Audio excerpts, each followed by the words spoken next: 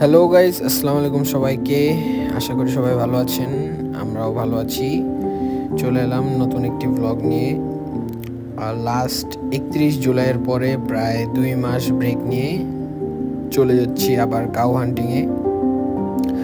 এবার প্ল্যান আছে বেশ কিছু হাট ঘুরে গরু কিনবো। তবে ফার্স্টেই আমরা যাব দিনাজপুর আমবাড়ি হাটে। চলে এলাম আমরা কল্যাণপুর বাস স্ট্যান্ডে। এখান থেকে আমাদের বাস হচ্ছে রাত 10টায়।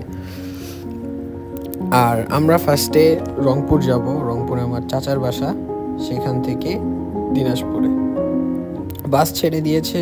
আশা করি আমরা 4:30 থেকে 5টায় পৌঁছে যাব যদি ট্রাফিক না থাকে। আর কুষ্টিয়া যাওয়ার ক্ষেত্রে হয়েছিল যে রাস্তা খুবই খারাপ আর সময় অনেক বেশি লেগেছিল, কিন্তু রংপুরের রাস্তা ভালো হওয়ার কারণে আশা করি খুব তাড়াতাড়ি পৌঁছে যাব।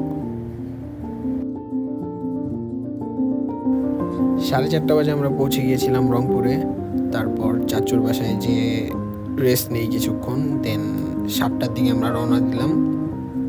9টার মধ্যে আমরা আমবাড়ি হাটে পৌঁছে যাব। আর হাট শুরু হতে হতে আমবাড়িতে 10টা বাজে পুরোপুরি হাট জমতে। তো দেখা হচ্ছে হাটে। চলে এলাম সেই ঐতিহ্যবাহী দিনাজপুর হাটে। তো শুরু করা যাক আমাদের কাউ হান্টিং। হাট ঘুরে যা বুঝতে পারলাম, আজকে ক্রেতা অনেক বেশি আর গরুর যোগান অনেক কম, তুলনামূলক আগের থেকে অনেক কমে গিয়েছে। তো আজকে অনেক ফাইট দিয়ে গরু কিনতে হবে। দেখা যাক কয়টা হয়, টার্গেট ফুলফিল করতে পারি নাকি।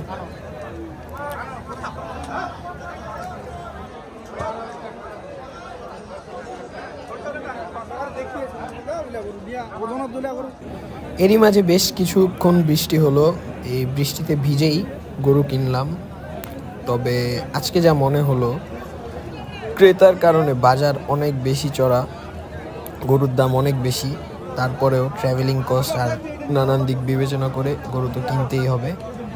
তবে টার্গেট ফুলফিল হবে না। শেষ হয়ে গেল হাট। এখন বাজে 3:30। গরু কিনেছি আমরা 6টা। তো গাড়ির জন্য অপেক্ষা করছি। গাড়ি রেডি হয়ে গেলে গরুগুলো লোড দিয়ে পাঠিয়ে দিব একবার আমাদের ফার্মে। তো এখন স্ক্রিনে যেগুলো দেখতে পাচ্ছেন এগুলো আমরা কিনেছি। আর তুলনামূলক একটু বেশি প্রাইস দিয়ে কিনা হয়েছে। বিশেষ করে এই পাকড়াটার দাম একটু বেশি হয়ে গিয়েছে। প্রাইস একটু বেশি হলেও পাকড়াটা নিয়ে নেই, কারণ এটার প্রিন্টটা আমার কাছে খুবই রেয়ার লেগেছে। আর কিনেছি শাহিওয়াল, একটা গির আর আরও একটি পাকড়া দেখতে পাচ্ছেন।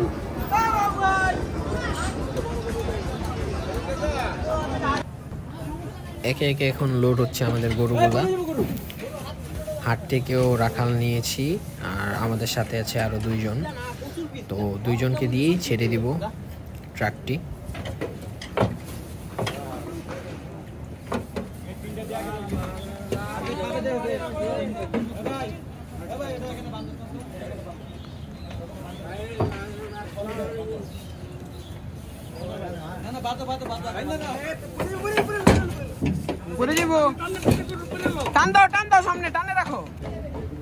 রেডি হয়ে গিয়েছে গরুগুলো, এখন ছেড়ে দিব।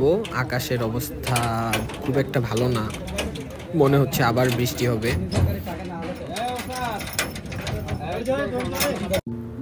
বলতে না বলতেই শুরু হয়ে গেল বৃষ্টি। আর বৃষ্টির পরিমাণ এতই ছিল যে সামনের গ্লাস দিয়ে আমরা কিছুই দেখতে পাচ্ছিলাম না।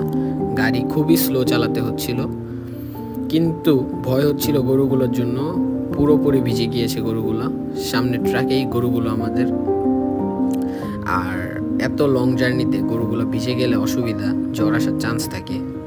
আশা করি গরুগুলো সুস্থভাবে আমাদের ফার্মে পৌঁছে যাবে। আজকের মতো এখানেই শেষ। দেখা হবে নেক্সট কোনো ভ্লগে। আবার ফিরে আসবো কাউ হান্টিংয়ের জন্য।